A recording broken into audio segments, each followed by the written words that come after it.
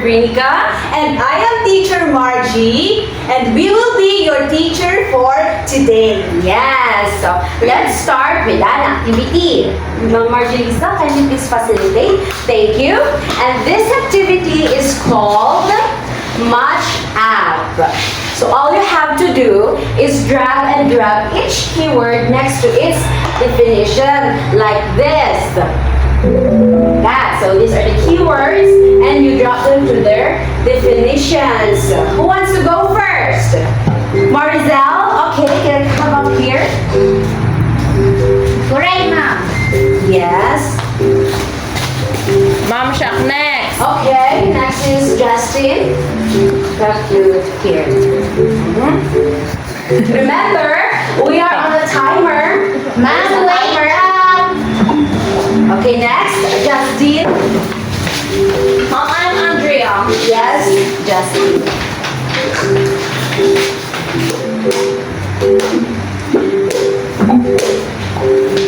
Next, Jocelyn.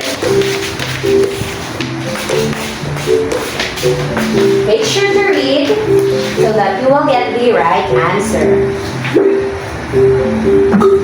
Okay, Marzel again.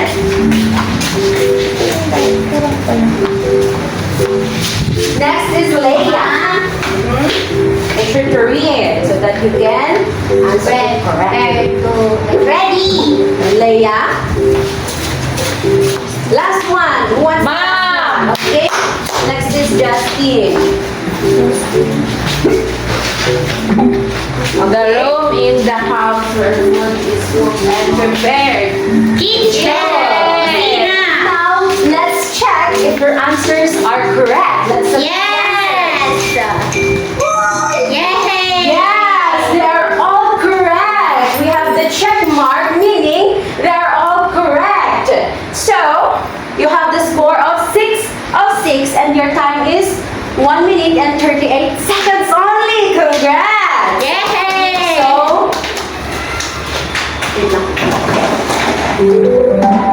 yeah, these are the answers. Let's see. So, wake up is to stop sleeping and become awake. Is it true? Yes, Yeah, ma'am. true. Ready is prepared or set to start. Yes. And kitchen is the room in the house where food is cooked and prepared. Yes. Kitchen. Yes. Now raise your voice. It is to speak louder. Yes. Correct. And breakfast is the first meal of the day, usually eaten in the morning. Yes. Some people used to eat between breakfast and lunch, and they Yes. call that as a Brunch. Yeah. Now quickly is to do something very fast. Very good. Now that you know some keywords, let's proceed to story time. Do you want to have a story time, class? Yes, ma'am. Okay, then it's time to listen. So, one morning, Mama was in the kitchen cooking breakfast. Wow. She looked at the clock. It was 7 a.m. School starts at 7:30. Now, Mama went to your room and saw you're still sleeping. She raised her voice. Wake up! You're going to be late! No. Said. Oh, Are you angry? No, I'm just stating how she raised her voice. Okay. Wake up! You're going to be late, she said. Now, what made Mama angry? She's still sleeping. And he is still sleeping. No, she saw her child still Sleeping. Yes, still sleeping. So she got Angry. You in your own home, what do you think you are doing that makes your mama angry? I didn't clean my room. Not listening to her. Yes, not listening, not cleaning, not obeying our mama. That's why she will get angry and raise her voice and will talk and talk like that, right? Yes. Yes. Now, yes, just like our Armalite. What do you think we will do so that she won't get angry? Wake up early. Very obey, and not just our mama, but also our teacher, father, lolo, lolas, sister, brothers, aunts, and uncles. Very good. Now let's proceed to the story. So after that, you jumped out of the bed, hurried to take a bath, got dressed, and as quickly as you could. So the next day, Mama walked into the kitchen and saw you already sitting at the table, dressed and ready for school. She smiled and said, "Wow, you're early today. I'm so proud of you," she said. Mom, Carla Shuna, Mom. Yes, isn't Mama pretty? Ni Ma'am Margie Lisa, Ma. Yes, so now, She's so what is the tone of Mama when she said, "Wow, you're early today. I'm so She's so proud of you." calming. Yes, it's calming. It's soft. Yeah, it's heart endearing. Now, from the story, what have you learned? To wake up early so that Mama won't get angry. Yes, to wake up early. What? What more did you learn? Woke up in the middle. Eat on time. Eat on time, yes, so you won't be late, and others. You have to wake up early or be responsible of your time. We should not depend on our mother or father every time that they will wake you up and tell you to go take a bath, brush your teeth, and go to school. You should be responsible of your time. You should learn how to do it on your own because you are already in the 4th grade. Do you understand grade 4? Yes, Yes, you understood. Very good. Now, being obedient shows respect and help us learn good values that will make us a better person. So let's be obedient and listen to our mothers or fathers or guardians so that we will become a better person. Now, can you describe me again from the story the two tone of voices of Mama when she get angry? It's loud, Ma. Yes, it was loud. It was fast. Now, when she was not angry, when she was calm, Soft. it is soft. So, what do you think will be the topic of the day? Soft and loud voice. Soft Okay, and fast. softness or fast. Let's see if your answers are correct. So, sit properly and listen because at the end of this lesson, you should be able to identify and demonstrate understanding of musical dynamics by answering questions and categorizing objects as part forte and piano. Also, present the song and the visual presentation of the two basics form of dynamics. So let's see if your answer, fastness or loudness and softness of voice is the topic for today.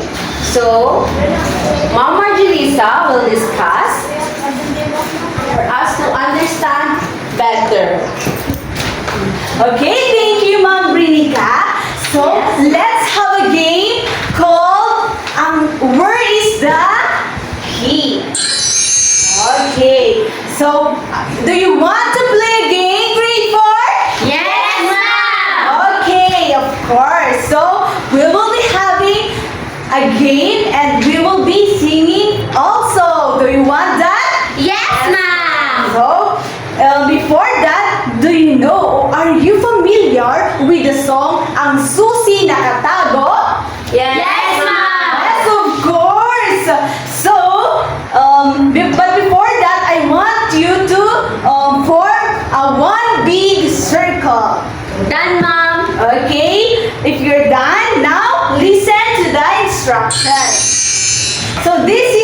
instruction. First, the key is so I have a key here. I have a key here. So this key will be secretly given to one of your classmates. Then there should be one who will find it, or the seeker. And then the seeker must leave the room during the passing of the key, so that he will be not be able to see who will be given the key. And next, while she's finding it, sing the song Ang Susi Nakatago repeatedly while the seeker searches for the key. And then the volume of singing serves as the clue. So this is the clue. Louder singing means the seeker is moving further away from the key. And softer singing means the seeker is getting closer to the key. What do you do when the seeker is moving further away from the key? Louder singing. Yes. How about when the seeker is getting closer to the key? Softer singing. Okay. Sing softly. Softer singing. But first, let's sing a song so that I will be able to know if you really know this song. Yes, Okay, 1, 2, 3, go! Ang susi nakatago kung saan di ko piho, kung sakaling nasa'yo, akin na gagamitin ko. Oh, wow! I know that you are excited now. So, who will be the first seeker? Ma'am! Okay, Jasmine, go outside so that you will not be able to know who I will be given the key. Okay, now seeker, come in. Sing us the song. Ang susi nakatago kung saan di ko piho, kung sakaling nasa'yo, akin na gagamitin ko. Ang susi nakatago. She has the key. Wow! Is it correct? Yes! The key is with Andrea. Okay, who will be the next seeker? Ma'am. Okay, Maricel. Okay. Okay, now sing the song. Ang susi nakatago kung saan di ko piho, kung sakaling nasa'yo, akin na gagamitin ko. Ang susi nakatago. Okay, who's with the key? It's Andrea. Anding. Andre, Andre. Okay, very good. And next, last seeker. Who's the last? Okay, Leia.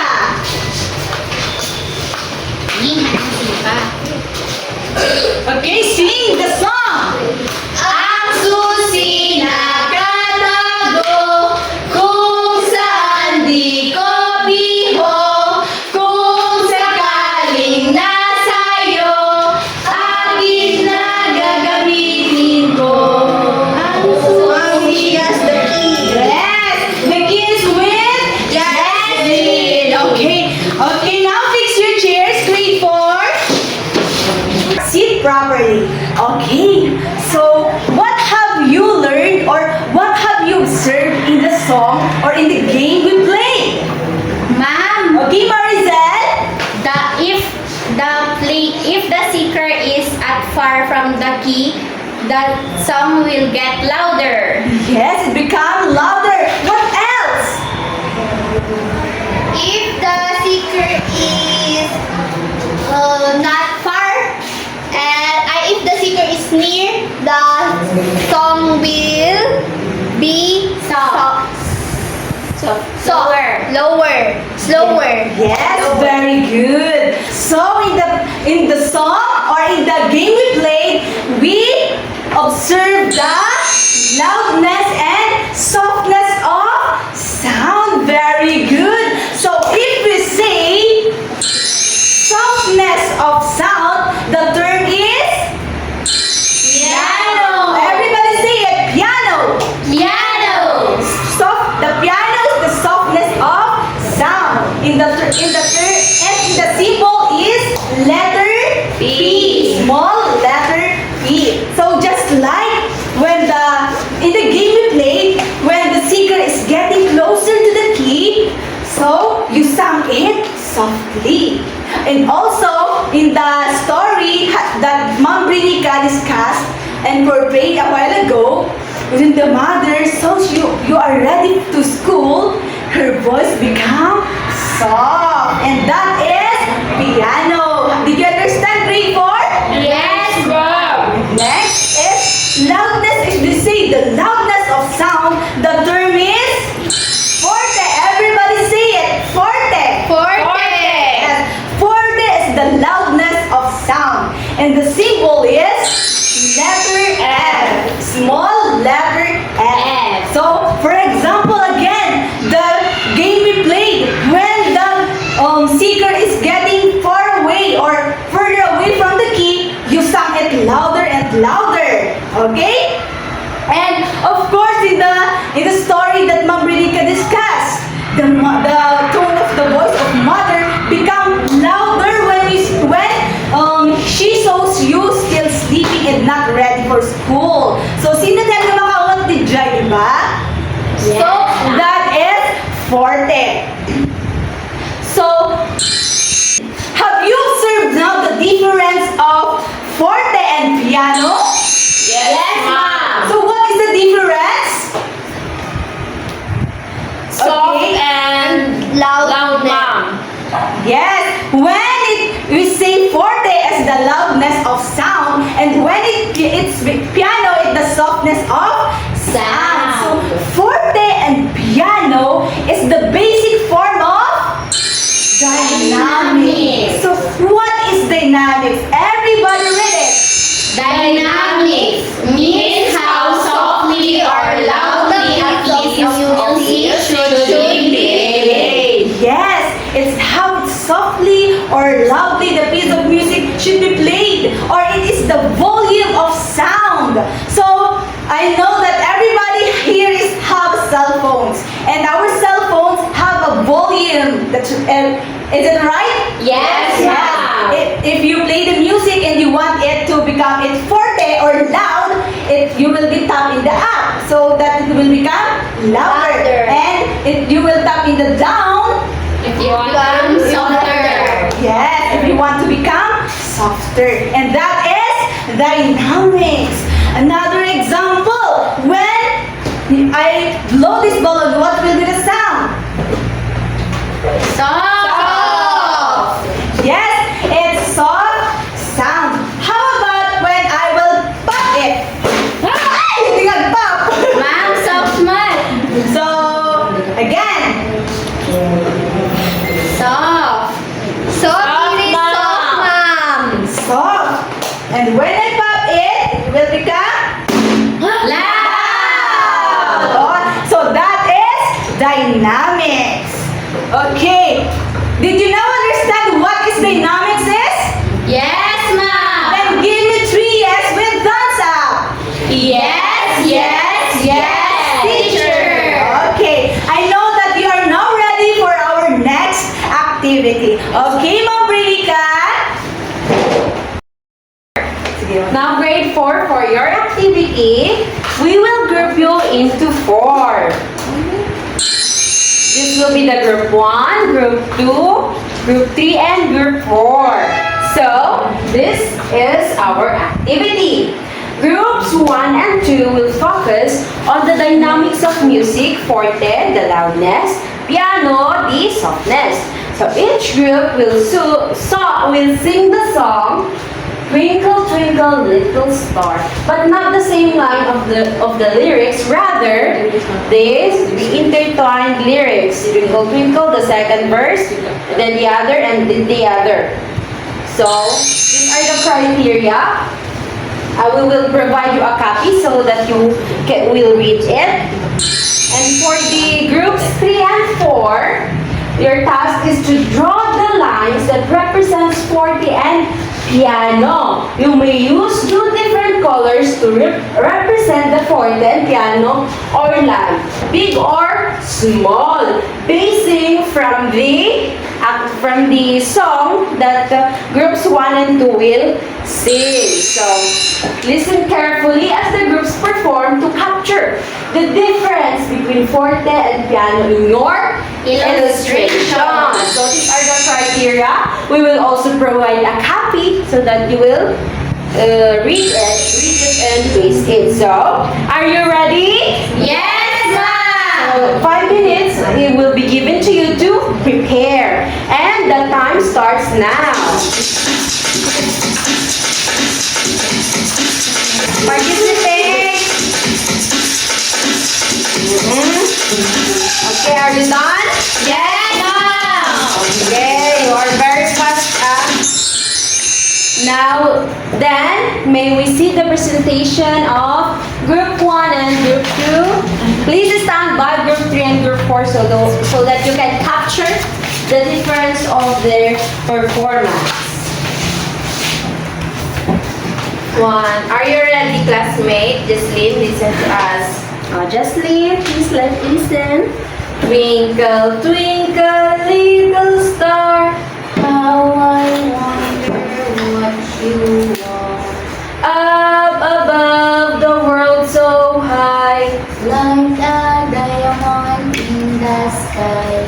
Okay, repeat it again so that the group 3 and 4 will be analyzing your song. Okay, ma'am. Twinkle, twinkle, little star, how I wonder what you are. Up above the world so high, like a diamond in the sky. Oh, wow, thank you very much. 1 and 2. Very nice Presentation, right, Teacher Margie? Yeah, so let's give them amazing clap. Okay, 1, 2, 3. 1, 2, 3. Amazing! Okay, now group 3. Let us see your presentation. If you capture the differences. Hey, I have here tick, tick, tick, tick. One. This tick is the forte and this tin represent the piano. Okay, very good. Yes. Group 3. How about the group 4? Okay, please hurry up. Group 4.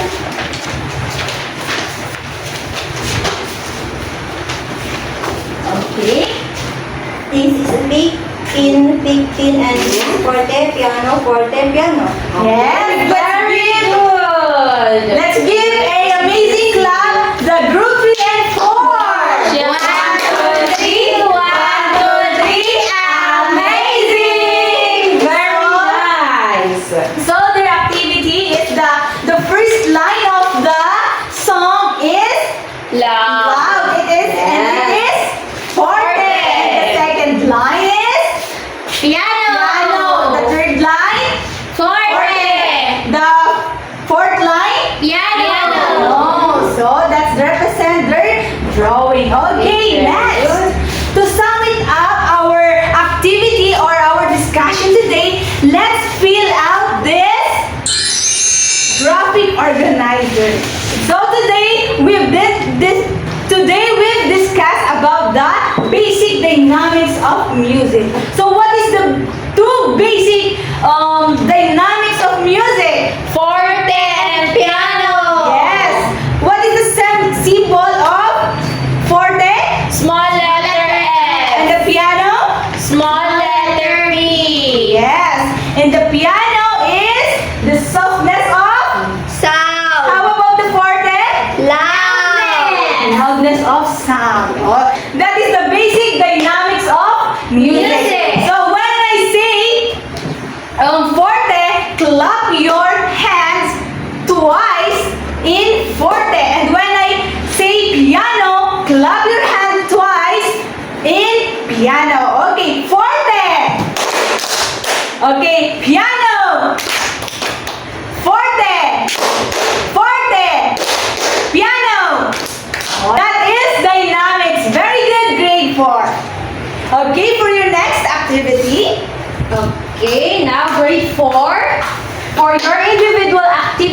ready, I will give you your answer sheets.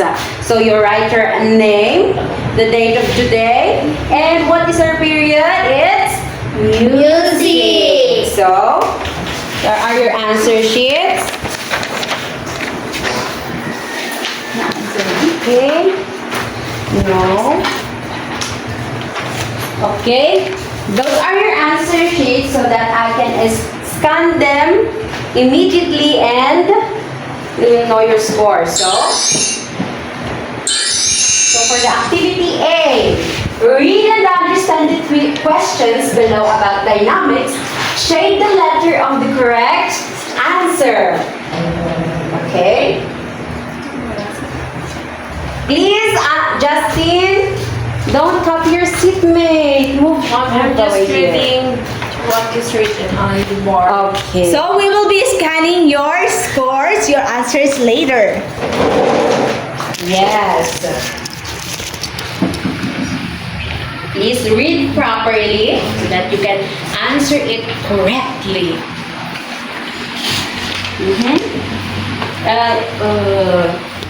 Ball pen down for Marzel. Ma'am, ball pen. Yes, yes. One ball pen. Justin, please don't copy your seatmate. 3 minutes more for Ma'am, I'm Andrea done. and God. Okay? I'm done. Review your answer if they're correct. Ma'am, I think they're correct. Okay, then stay still. I'm done, Mom. How about Marzel? Okay, Ma'am. I'm not cheating. Marizel, you're... Let her concentrate, please.